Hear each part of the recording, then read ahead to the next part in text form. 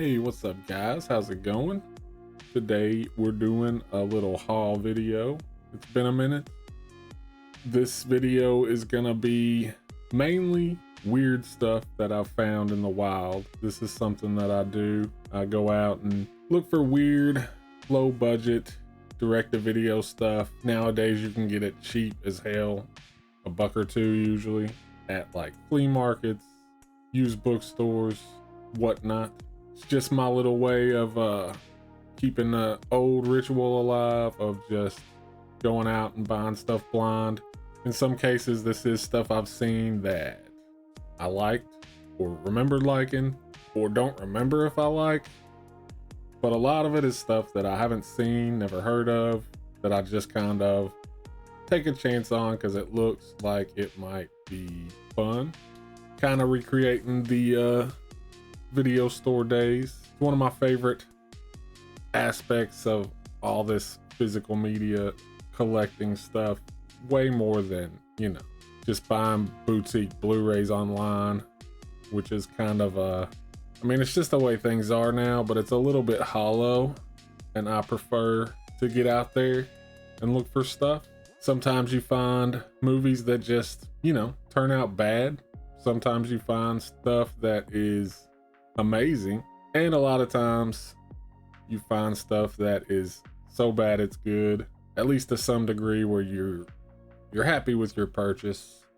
So that's kind of something I do as often as possible, and this is like 6 months worth of stuff just I haven't shown that I've picked up here and there. So there's a chance that a lot of it you might not have heard of, I've never heard of, that I took a chance on. Some of it is familiar. I'll start with some more familiar stuff at first, kind of ease us into it. The first thing I got is the house's October built. I think a lot of people know what this one is. It's like a found footage Halloween hunt kind of movie. Pretty entertaining. Something I'll always probably end up watching around Halloween. So now I own it, which is never a bad thing. Second is Clown from the Master of Terror, Eli Roth. This is not directed by Eli Roth. Produced, I'm pretty sure, which at least guarantees like at least a certain level as far as production value. This is one I've actually heard a lot of good stuff about, and one that I saw forever on Hulu, just never took a chance on it. It's basically about a guy who finds a weird clown costume and decides to wear it for, I think, his kid's birthday, and then realizes he can't take it off and that it is making him want to kill people. So awesome premise there. And yeah, I'm really looking forward to watching this eventually. And now it's in my collection. Third is probably another one a lot of people remember, The Forsaken. This is one, when is this from? 2001. This is one that I have seen, but it was so long ago, I don't even remember. I remember liking it, maybe, but I'm sure it's a little bit cheesy. Just a vampire flick from the 2000s, early 2000s. So you almost know it's a good time. It actually has Simon Rex in it, which is pretty funny. But yeah, I'll be able to revisit this, and supposedly it's the sexiest vampire movie since The Lost Boys. So I don't remember The Lost Boys being that sexy, but whatever.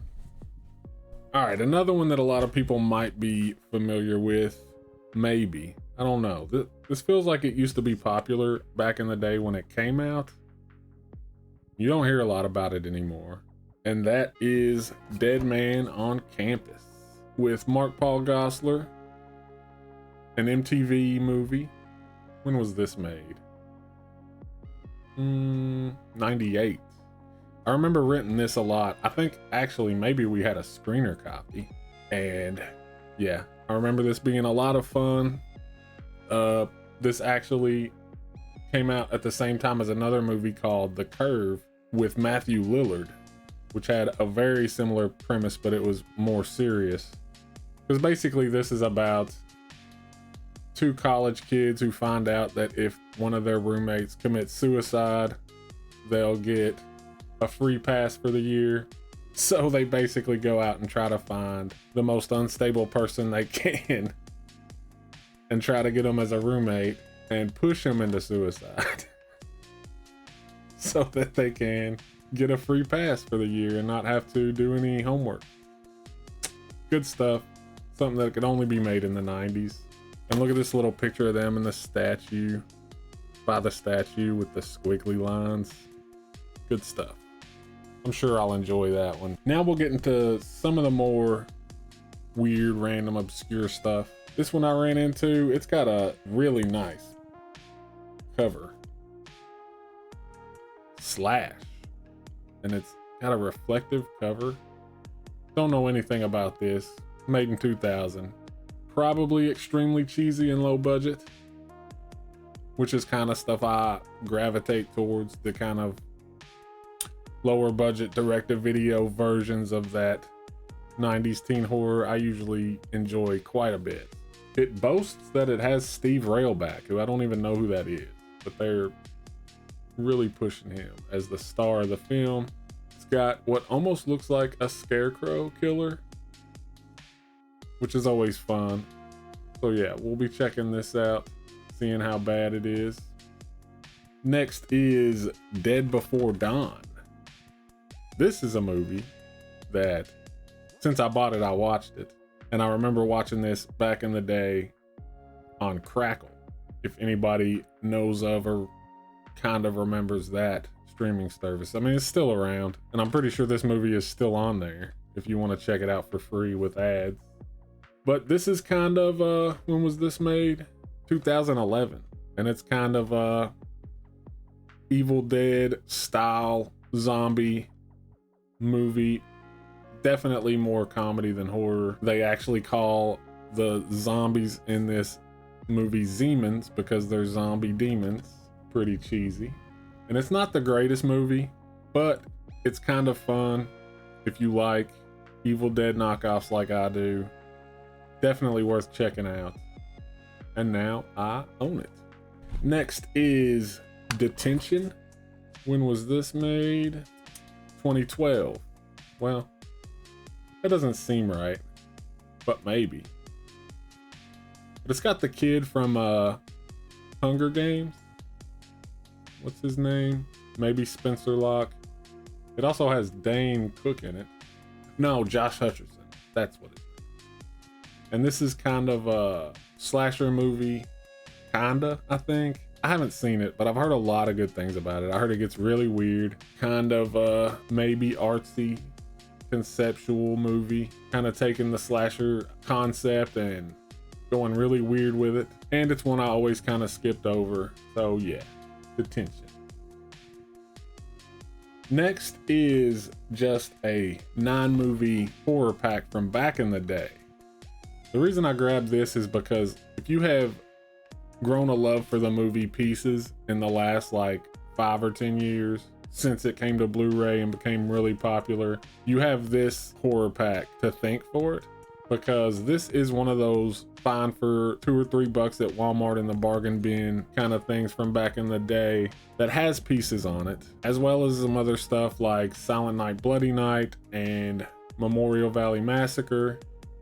And this is the reason a lot of people found Pieces, because of stuff like this. And I kind of miss those days where you would just find these like 6, 8, 4 movie packs with random crazy shit on it. And so I had to get this. And I know Memorial Valley Massacre, which I haven't seen, but I think Vinegar Syndrome released that not too long ago. And this will be a pretty cheap, easy way for me to check that out. But yeah, these are kind of getting harder and harder to come by, these old random horror packs. So usually if I see one with something notable on it, I'll grab it. Definitely worth it for the couple bucks I spent on it. Next is one I've never heard of, but looked interesting. It is called Christina's House. This is no doubt, yeah, this is 2001. So another low budget direct-to-video 90s teen horror movie. Don't know anything about it. Don't see anybody really notable in it. Put out by MGM. It seems like it might be a slasher movie, but I'm not sure. But yeah, when I see these kind of low budget 90s horror movies, I always grab them. And this is no exception. Next we have Husk, which I think a lot of people will know about. This has come up a couple of times talking to some friends, and I realized I didn't own it. This is one of those After Dark originals from the 2000s. It's actually, I think, an official remake of Scarecrow from 1988. And you know, it's not as good as Scarecrow's naturally, because I mean, you're gonna be hard pressed to find a 2000s remake of an 80s movie that's as good as its original. But it's pretty fun. I remember enjoying this a lot for what it is. Like all these After Dark, Dimension Extreme, Ghost House Pictures stuff. This was a lot of what I was renting during that time period. I was avoiding mainstream horror a little bit because I just wasn't happy with the way things were going with all the remakes and jump scare movies. And so this was kind of my wheelhouse, and this is one of the more memorable ones for me. So happy to finally grab this. Next is one I think a lot of people might know of too. This is Stay Alive. This is the Disney slasher movie. They don't actually put their name on the movie anywhere, but I'm pretty sure it's Spyglass Entertainment. That's Disney. This movie is so incredibly cheesy and so incredibly like 2000s direct to video, early CGI. Frankie Muniz is in this. He's wearing a freaking visor cap upside down, if you can see that in the center. And that's kind of what we're dealing with when we're watching this movie. It's not great, but it's pretty funny. I've actually watched it since I got this. Hard to recommend. I think a lot of people would just kind of hate it, but I enjoyed it. It's pretty hilarious. Next is The Pumpkin Carver, one that I saw when it came out, one that I remember being extremely disappointed with when I saw it. I was always looking for, you know, the concept of a Halloween themed, like pumpkin headed killer kind of slasher movie. I've always loved that kind of stuff. Jacko is probably the height of that, as much as people seem to tend to hate that movie. I love it. So yeah, I remember when this came out, renting it, being extremely disappointed, but I don't remember much from it. So I decided to grab it because I saw it and I thought maybe if I revisit it, I'll find something to appreciate about it on a revisit, because that happens sometimes, you know. Ooh, and the DVD has 2 hidden Easter eggs somewhere in the menu, so maybe I'll go looking for those. But yeah, Pumpkin Carver. We'll see. All right, these last 5, the last 4, I'm extremely hyped that I finally got. But number 5, I just kind of grabbed. I don't expect much from it, but it was super cheap because this was made in 2016. It has Jake Busey, Perez Hilton, and this chick from Glee. It is Most Likely to Die. The killer looks sick as hell, and he does seem to be packing around a machete. Look at that guy. He's wearing a freaking graduation outfit with a sick mask. It's not rated, so I don't know how gory or tame it is, but it's worth checking out, especially for $3. I imagine at best this will be so bad it's good. I don't see it being legit good. I've never heard a thing about it. Obviously, this is one of those things you would see at Walmart and just immediately pass up. But I'm gonna give it a chance eventually, so we'll see. All right, these are the most exciting ones to me. First off, I got Decoys. This is kind of a 2000s direct-to-video, like Species or The Thing kind of knockoff. I think the premise here is that these aliens or creatures, whatever, are disguising themselves as hot co-eds at a ski resort or something. So I'm pretty sure this is gonna be a lot of fun. This is one and the next one that I've been looking for a while. And when I saw them, I grabbed them. The next one is actually the sequel to Decoys, The Second Seduction. This one was a lot harder to find. And I imagine it's a lot worse than the first one. As bad as the first one is probably gonna be. But hopefully it's in a fun way. Yeah, I don't know what to say other than I'm pretty excited about this. I guess in this one, they're out of the ski resort and onto a college campus, as you can see from the cover. It's mating season. Probably a lot of bad CGI. I would hope anyway, because that should make for a pretty hilarious watch.